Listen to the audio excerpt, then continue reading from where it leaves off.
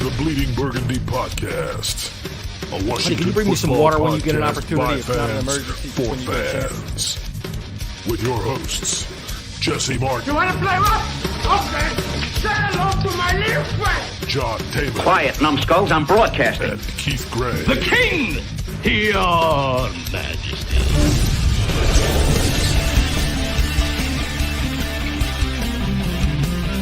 And now here's your host, John Taylor. Hey, everybody, this is your freaking friendly host, John Taman. I'm here with my friend, Jesse Martin. We are down a man. I don't know where Keith is right now because are you texting him right now? Yeah. All right, so we're finding out where the hell international television sensation Keith Gray is right at this very moment. Now, we are aware that he is close to the city of Philadelphia, so he may be stuck in a swamp somewhere, a disgusting place.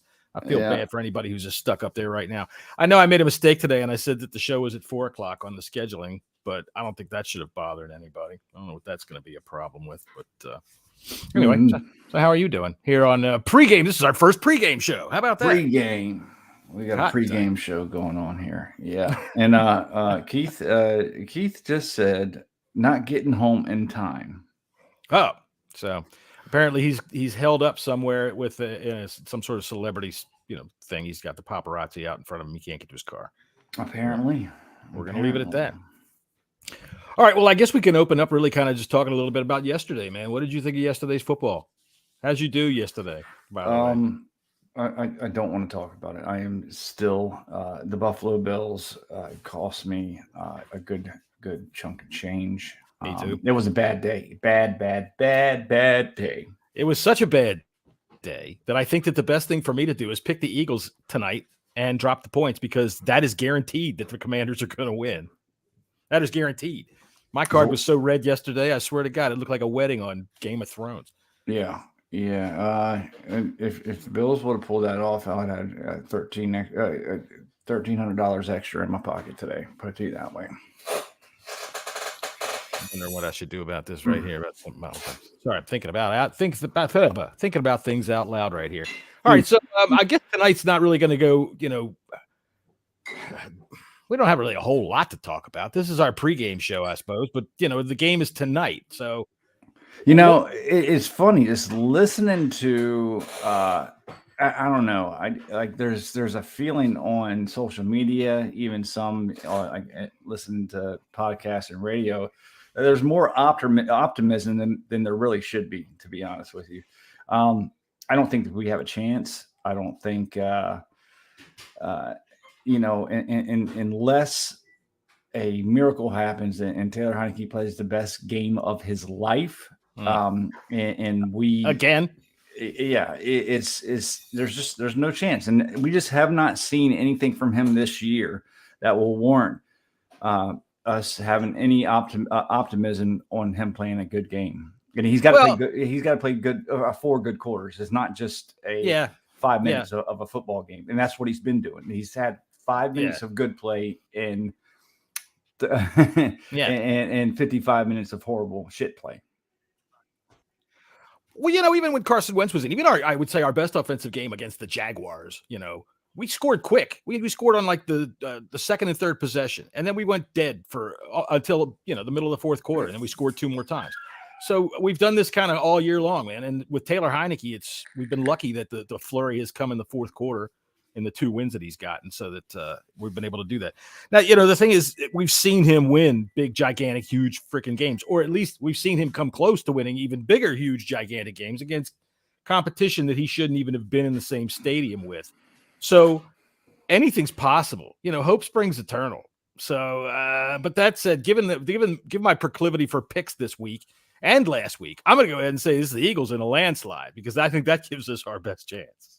Yeah, I mean, I think we might be able to keep it close, or I think we could keep it within a score, maybe, and that's on the defense. I think that's the defense, and who knows? The Eagles are not known for turning over the ball. If we get a lucky turnover or two, maybe we keep it within 4, but I just don't see it happen. Nah, I mean, that's the key. I said it so last week and I also said so on our picks on Saturday. Although, like I said, my card is so freaking red. You can take this for what I don't listen to me. I don't know shit about what I'm talking about, but that's why you're here anyway, to listen to me, about how I don't know shit.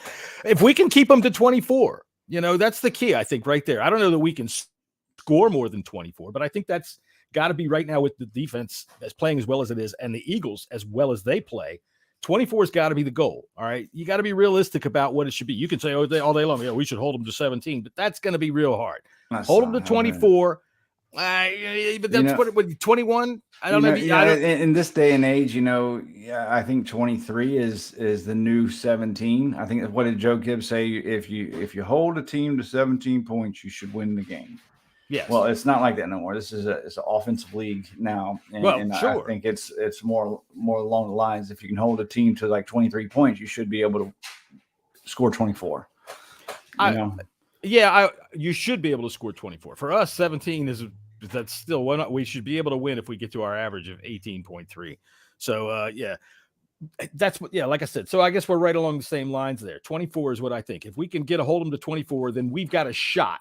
Whether or not we're able to do it depends on which Taylor Heineke shows up and when he shows up. You can't have these stupid interceptions. You can't give them short fields. You can't even give them long fields. Holy Christ. They got to. No. Oh, well, we'll get to our X factors here shortly.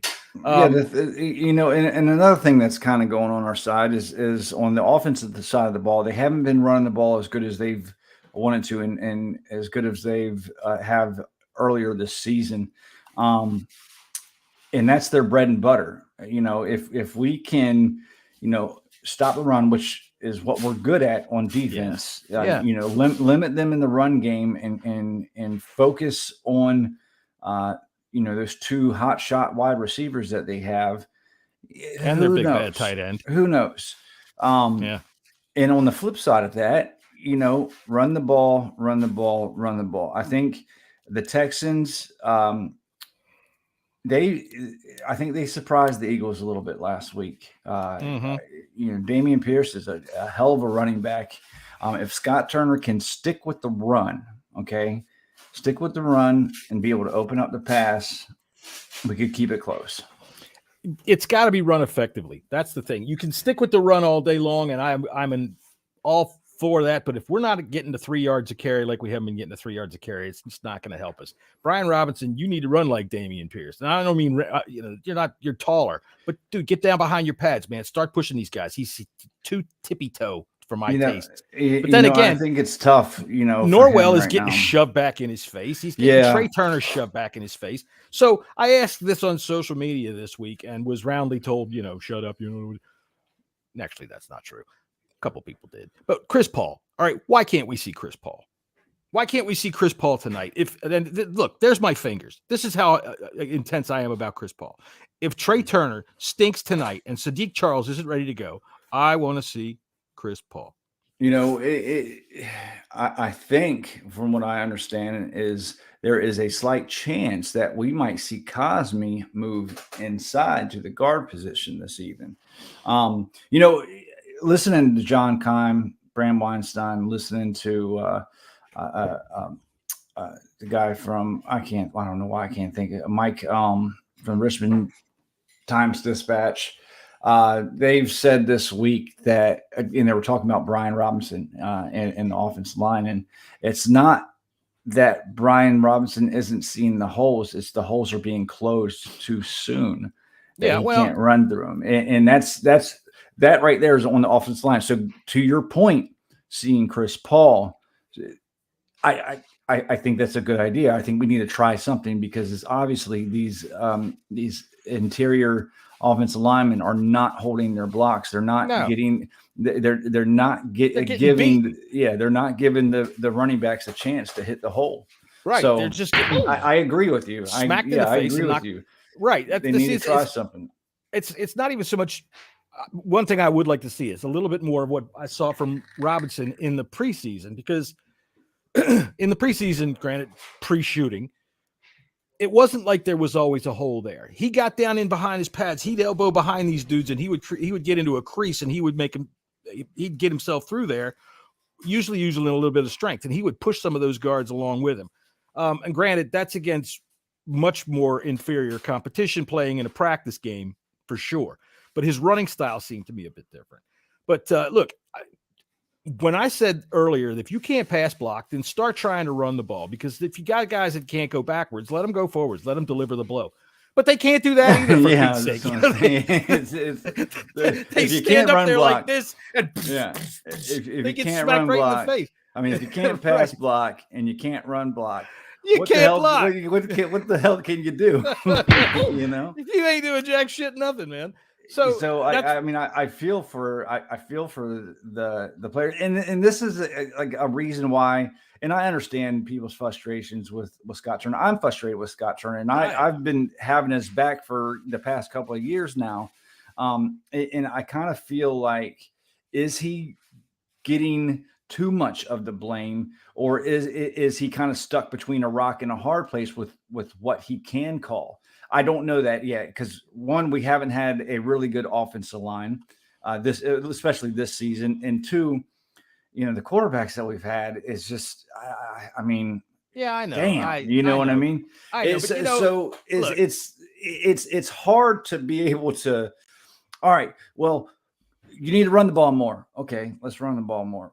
Fuck. Well, you got to run it effectively. Yeah. Right. You can't. You can't run the ball if the fucking offensive line isn't run blocking very well. Right. So this is where I'm to the point where let's see something different. Right. Chris Paul, I agree. 100%. I don't care how much does he weigh. Let him run forward and smash into somebody. The things I'm frustrated with Turner in the passing game mostly.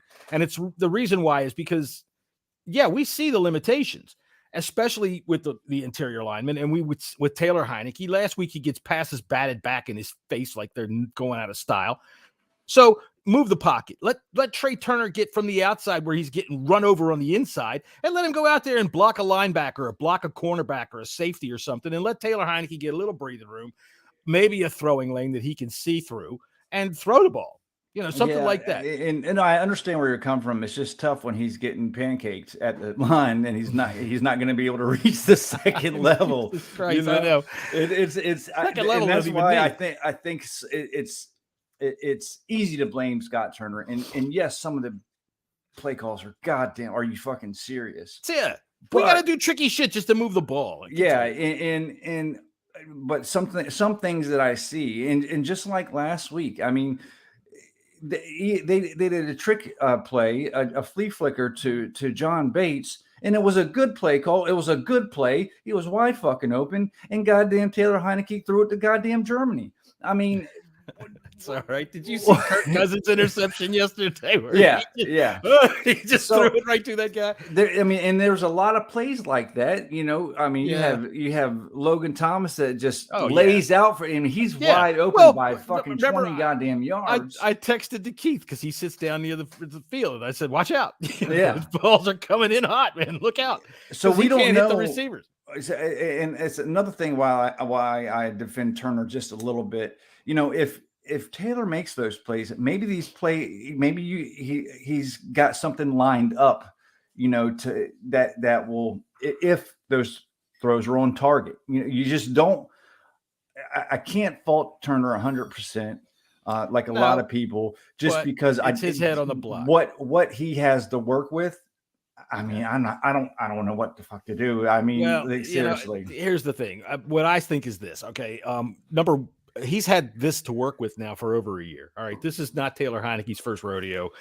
He's known how to something's got to give here. You transform if things aren't working with Carson Wentz and the big bad, the Air Coryell offense, Larry Bud Coryell, good leap. If the Air Coryell offense you want to run isn't working, all right, with Carson Wentz and he gets hurt, okay, well now you got to go back to the Taylor Heineke playbook that you should have developed last year, knowing what his limitations were in 16 or 17 games, right? 16 and 3/4 games. He had them last year. So this is where my frustration comes in. Dude, you know what you have here. It's not new. All right. Figure something out, for crying out loud. If that means changing your offense, well, then change your offense. There's nothing worse than a genius that sits around and goes, nobody understands what I'm doing. Well, no shit. And they're losing. So change something, you fucking genius. I just don't know what he can change with that's the whole thing. Especially like I said, it starts with the big uglies up front. Well, you know, it also starts at the quarterback position because when you think about, because he wants to run a variation of Air Coryell, that kind of thing like this. And Air Coryell was run by Dan Fouts, who I might remind people was 7'6" and weighed 395 pounds. That dude was a beast. Which is the reason why at the offseason they did all that work to try to go get a quarterback. And unfortunately they got a big quarterback, which would seemingly fit that system, but yeah, you can't. You just seemingly I get it. But yeah, our offensive line let him down big time. But the games we got run out of. Unfortunately, sure. Now let me ask you this. Okay, what happens after this game? You see, Wentz Let's see what happens. To throw. You know, I think we've seen what we're going to see from Taylor Heineke. Dude, if he wins this game, how do you take him out if he wins 3 out of 4? Listen to this. I know. I know, but if we're going to talk about what happens next week, you gotta bring that into the equation, even if it is a very minute possibility. What if he wins this game? I just don't. Even if he does play big in big games, man, the dude shows up when the lights are bright. We got to give him that. Even if he wins this game, I do not see them going or staying with Heineke. I mean, unless he has like a 375-yard, 2 touchdown, in other words, he doesn't 2 play passing like touchdowns, 1 rushing touchdown, and no interceptions. The best game of his life. Yeah. Right? If he has that, then you have to stay with him for 1 more game. Anything less than that, you're going back to fucking Carson Wentz. You have to. Jeez, I'll tell you what, man. The best game of his life for Jesse earns him 60 more minutes on the field, and that's about it. But the thing about it is, regardless of who's going to be the quarterback next week, we do have the Houston Texans. So there is that to look forward to because they look fucking pathetic. They looked pretty bad yesterday. I mean, there was times during that game yesterday that they looked competent. They looked like, okay, you got it. You've got it within your reach. Come on, do something. And then smooth roasted Davis Mills throws up a fucking boner of a pick, and it's like, what the hell were you thinking, goddamn giraffe? What the fuck were you doing? Yeah, it just makes me sick. And Yam, he brought up Kirk, and the fact of the matter is, we let a competent quarterback get away, and that still stings. You know, of course, it's going to sting until he retires, and then when he retires, he's got nothing. We can say without we didn't lose anything. Well, he's got millions of dollars in his bank account, so I wouldn't say nothing. Well, yeah, but when we're talking about this for fans, I tell you what, there's one thing, and this is nothing about what you said right there, but there's one thing I hate when you're talking about football with fans, and you're talking about how good they are or how bad they are, and historically, and how their context, and who has Super Bowls and this and that and champion, and they go, well, he made some money, and like that. Dude, but that does, or they get all excited about his girlfriend. Look at his girlfriend. So that doesn't do anything for you. Yeah. You know, this is what I'm talking about. For fans, Kirk Cousins, I mean, dude, I'm not going to write him off. He's got a lot of career left in him. So let's see what happens. That was a hell of a game yesterday, but I don't think they won it because of him. They won it because, oh, God damn it, Josh Allen. What the fuck? How do you fumble that snap? How do you fumble that snap? Yeah, look, man. I mean, how do you fumble that snap? Clark was clutch. He was clutch the past 2 weeks. He was clutch against us, and he was clutch when it was time yesterday. Even though I hated seeing them win, just because I had money on the Bills, but you can't discount what I mean. They're 8-1. They got the second best team in the NFL. No matter how, we said this last week. They haven't really beat anybody good. They just did. Played, and they just did. They beat. Obviously you can argue, but they beat the best team in the NFL, in my opinion, and the Buffalo Bills. Yeah, they did. They did. And you know what? They kept the score down. They kept it to the point where they could do that. But they fucked it up at the 1 yard line. They couldn't score from the fucking inch line. Yeah. And it's like, you should have lost literally, this one should go down in history. This needs a nickname, this game. They're a poor goal line. Has there been any nicknames given to this game yet? Because not yet. And not There's that I've seen. Be. Because we had as crazy as I've ever seen. We had 2 goal line stands on them last week. So they're a really bad goal line team. Well, like I said, though, this is why I think it needs an all-time nickname, like the miracle in the Meadowlands. All right, yeah, the fumbled snap. It was a great game. This was unbelievable. How does Josh Allen, Mr. Fucking I'm going to be the player of the year, fumble a snap at the fucking goal line. That was just, the ball is coming out of his hands in the replay, and I'm going, does he have money on this game? But then I smack myself. And I think, no, because there's no other way that he could control that. It comes down to this, where he can blow it by having this fumble at the 1-inch line. But Jesus, what a freaking finish! Anyway, that was amazing. That was probably the best game I've seen in quite a while in the NFL. Fuck Kirk Cousins is what I say. We're talking about Taylor Heineke and how he's going to step up on prime time tonight. No. Dreaming about Kirk Cousins, and we got Taylor Heineke. Dude, it's not much different. It's like dreaming you got to, well, never mind. I'm not going to say anything because, hey, you know what? Some people have ugly wives. That's your problem. But, all right, Keith, obviously, we just got a phone call from his agent. I think he's taking in dinner with the commissioner and a couple of their friends just to see what I think the commissioner wants to poll him on what he thinks about what should be done with Dan Snyder. But we'll see how it goes tonight. That's the thing. Pregame here starts. It's 5:20. Pregame started 20 minutes ago with this awesome fucking show. Yes, but it starts in earnest, I would say, in about 2 hours.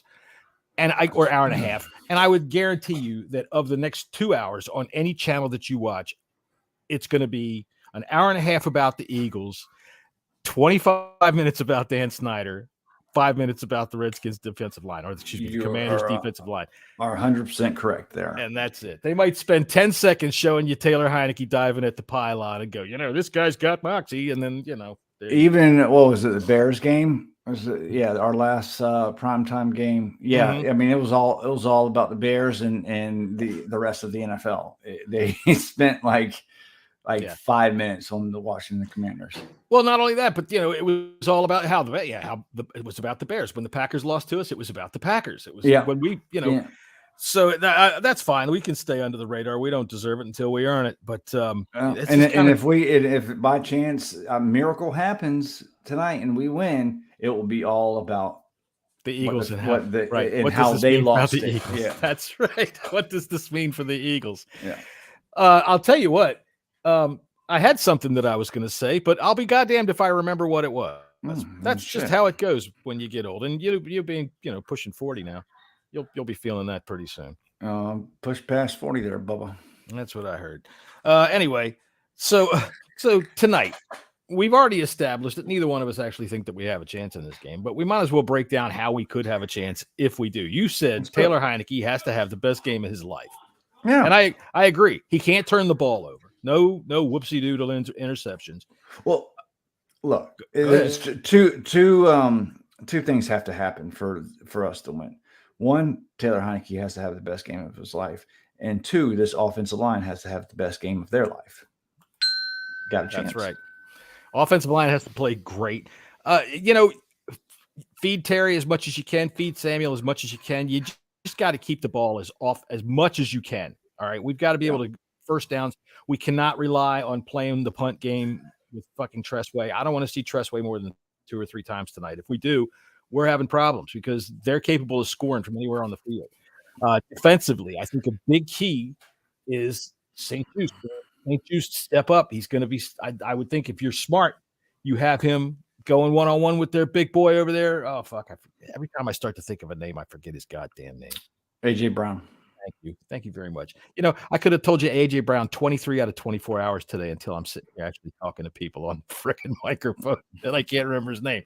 St. Juste should be following him around tonight. So I think that's a huge key because he's having over the last 4 weeks, he's blown up. So keep him down. We know we can play against the run. Mayo is out, right? Mayo is out. Holcomb is out. So John Bostic, dude.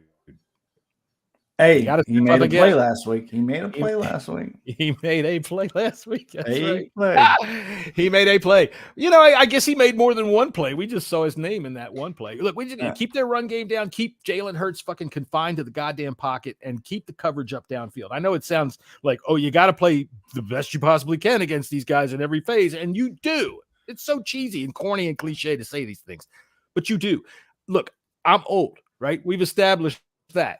Ancient. I remember the Super Bowl years. All right.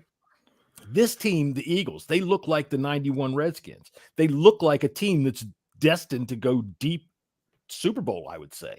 They aren't, they can't be stopped. You know what I'm saying? They just can't be stopped. You don't stop their offense. They roll up the points that week after week after week, even though it looks like, oh, they might start a little slow. They don't. They're not hurt at all. At all. Yeah, no. Besides, they're actually their slot corner did just go on IR, and I want to kind of no, he's actually really good. Maddox, I forget his first name. You were saying Terry needs to have a big game. I'm going to kind of flip that a little bit, which Darius, a big game Slay, has done really well against Terry McLaurin through the years. I think Terry got him when he was over in Detroit for a little while. When he was at Detroit, Terry had a big game, but since then he's pretty much locked. He's locked Terry down. So what I'm thinking is you got to get Jahan Dotson involved, and I think Curtis Samuel's going to have a big game. So I don't know how much Taylor and Dotson has worked together. But hopefully they've built enough chemistry where they can, get some quick passes and have some good yards after the catch. Yeah, I would hope so. All right, I've been making all kinds of motions here. I've been trying to give some direction off camera here because we have all right. We have our roving reporter Scott, our friend Scotty, who we have sent over to Philadelphia to get. He says he's got an interview today with Jalen Hurts. He took the airline that we sent, our charter that we sent over to him from Barrow and Furness in the UK. He started his journey on Friday, right? I believe he was going to cap with Captain Gustavio, and the fishing trawler was going to take him over to Greenland, and from there he's going to catch a dog sled and make his way on down to Philadelphia, which we assume he has. So we're going to go ahead and bring him in now. Here comes Scott.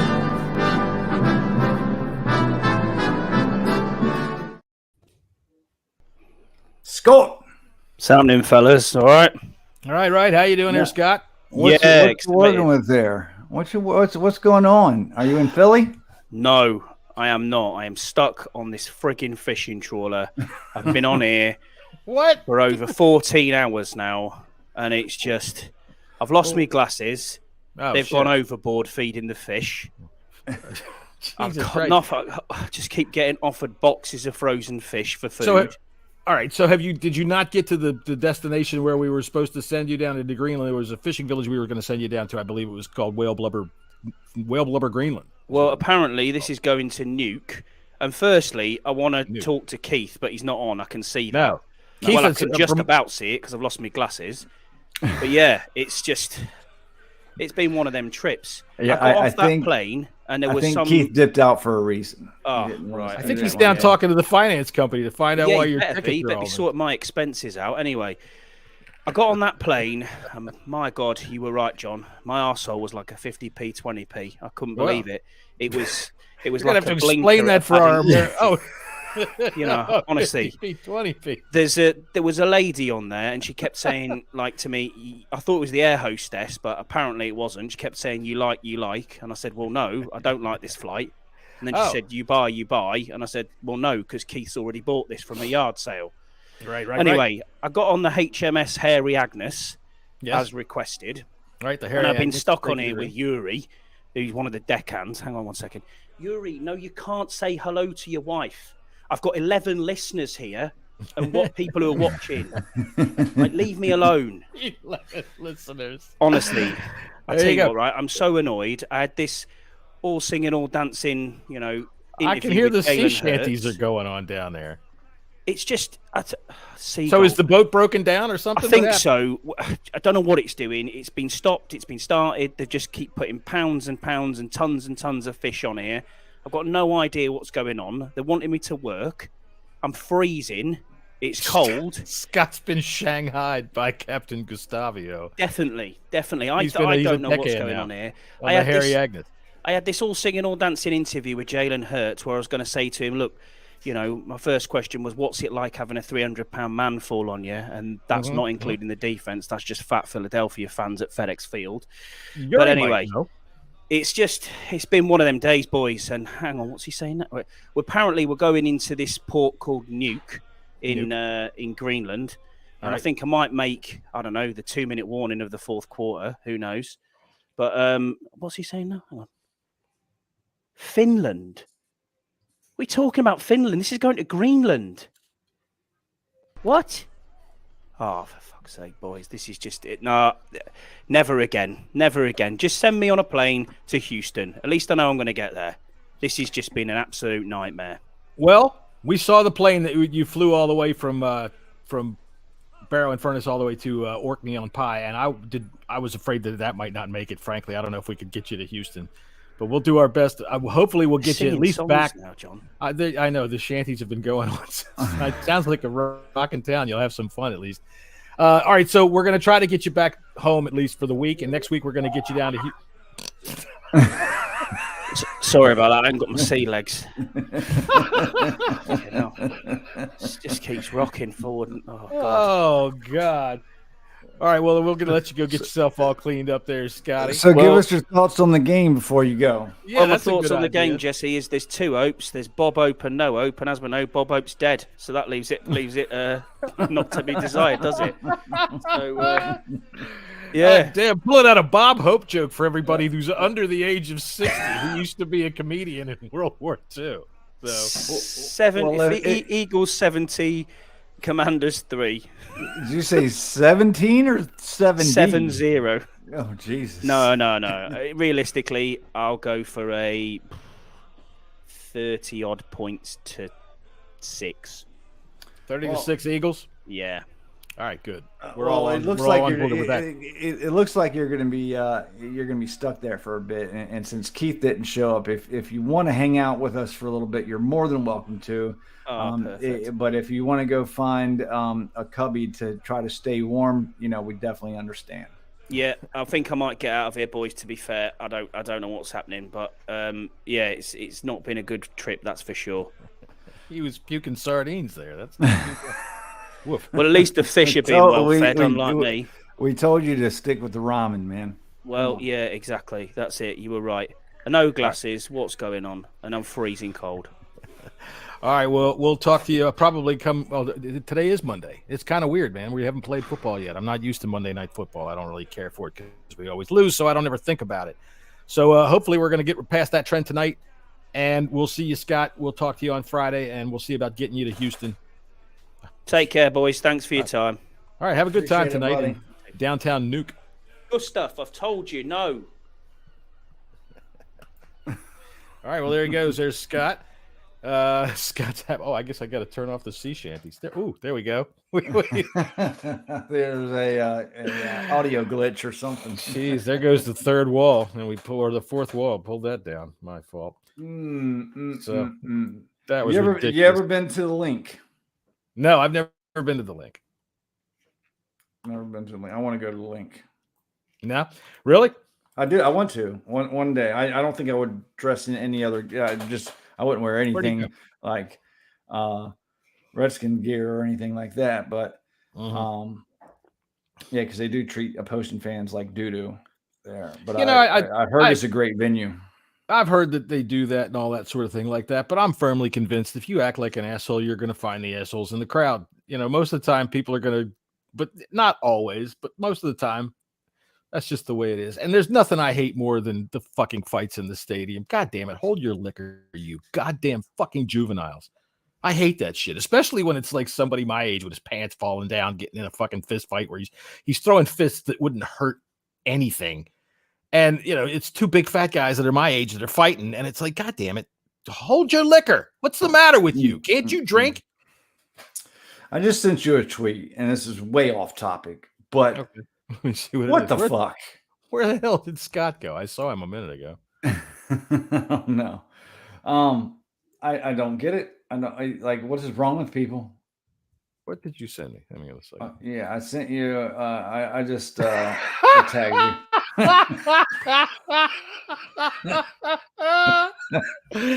Breaking news here on the Bleeding Burgundy podcast. Breaking news.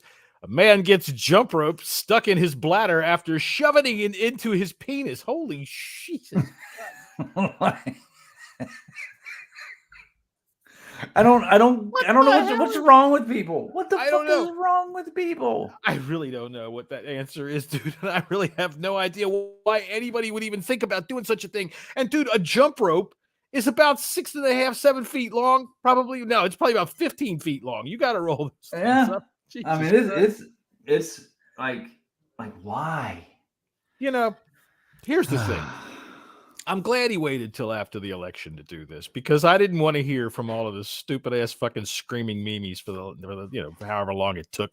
This is what's going on in schools. People are shoving jump ropes into their penises. I don't want to pay for this. So, good grief. Anyway, speaking of shoving a jump rope into your penis, Brian Robinson, find a hole. That's all I'm saying about it. It looks like Jim Irsay is on another bender or still on his bender from his win last night because he just tweeted out, all you critics, you criticize all of us in the NFL for losing, and when we make moves to win, you act so righteous. Who you crapping? Just win, baby. He actually tweeted that. So now he's taking the crapping. Who you cracking? So just win, baby. That's Al Davis, which is he's the Raiders. He's the owner and chief executive officer, general managing partner of the Oakland Raiders for the longest time. And as a matter of fact, I'm still convinced that even though Al died several years ago, he still manages the Raiders because you can't get rid of a guy like that. I'm convinced he'd been dead for the last 40 years. You ever look at his kid? When I look at his kid, penis haircut. Dude, I look at his kid. You can't look away when he's on TV. You just stare at his. It's my fault. I'm sorry. I got drunk one night and I had sex with my sister, and well, there he is. I what I always think of when I look at a guy like that is you must really never want to get laid. You must never want to get laid. And even with $1 billion, I bet you he can't.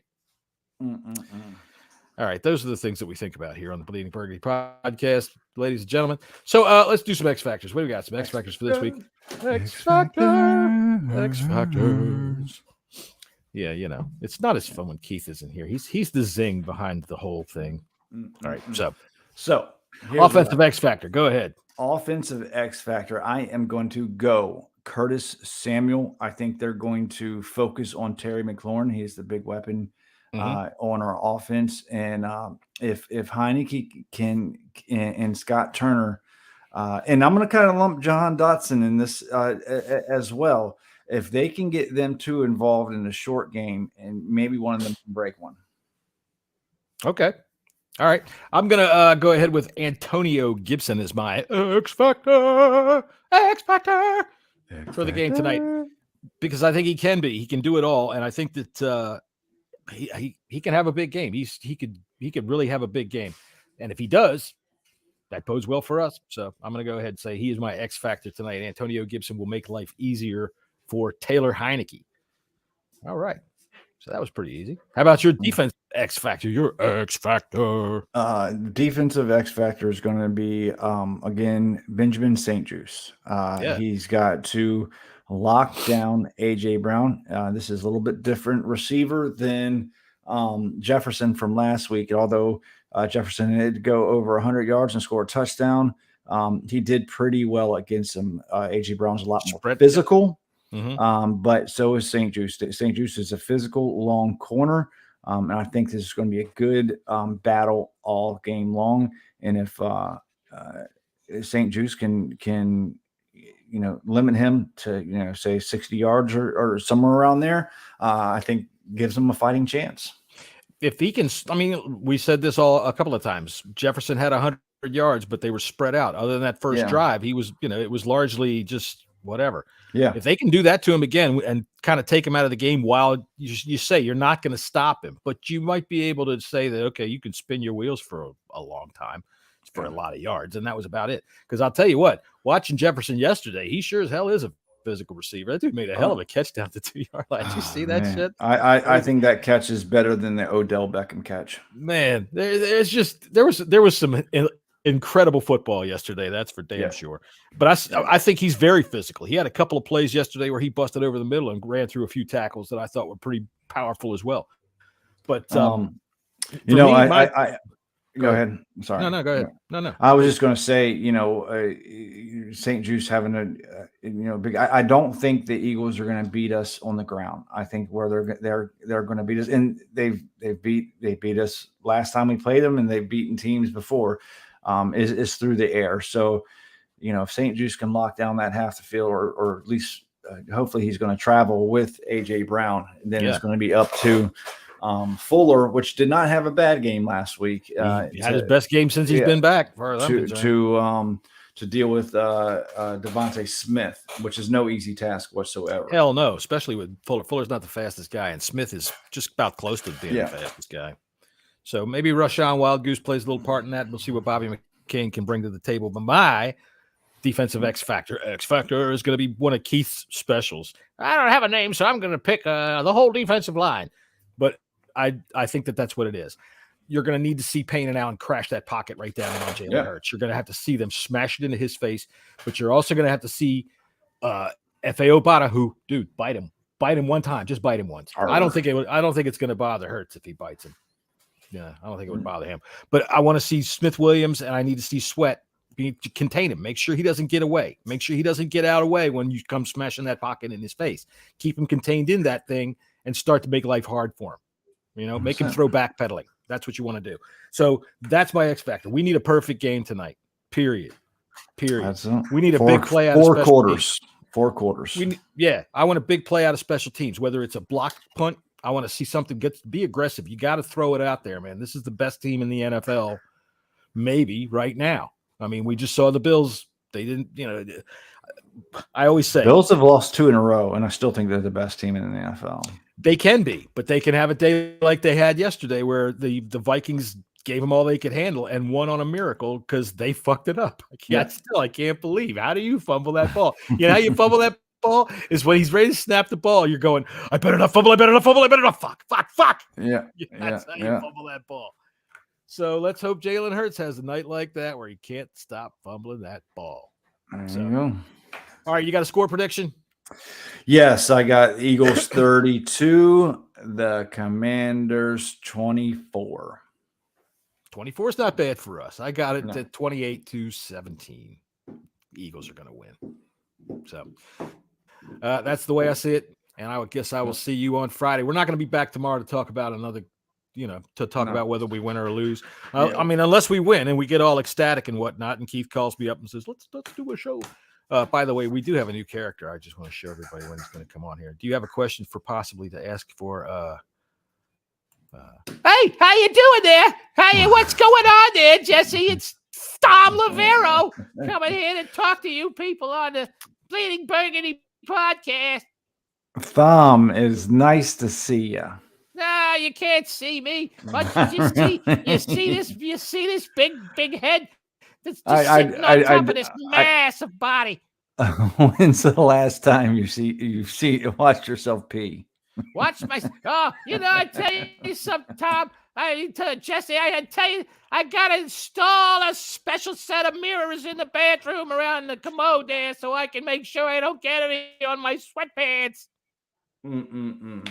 It's difficult living the way I Lavero. do. That's right. Hey, you gonna finish that? I see a half a bag of Cheetos back there. He's gonna sue us. He'd be like that too. He would definitely. He's that type of person. All right. Well, good luck to the Manders. Let's go see a victory, man. I'll be happy as hell. I'm going to predict that Jesse's first tweet I'm going to bed comes at 8:36. Probably right. I'd take the under. All right, my friend. I'll see you later. All right, later. All right, out.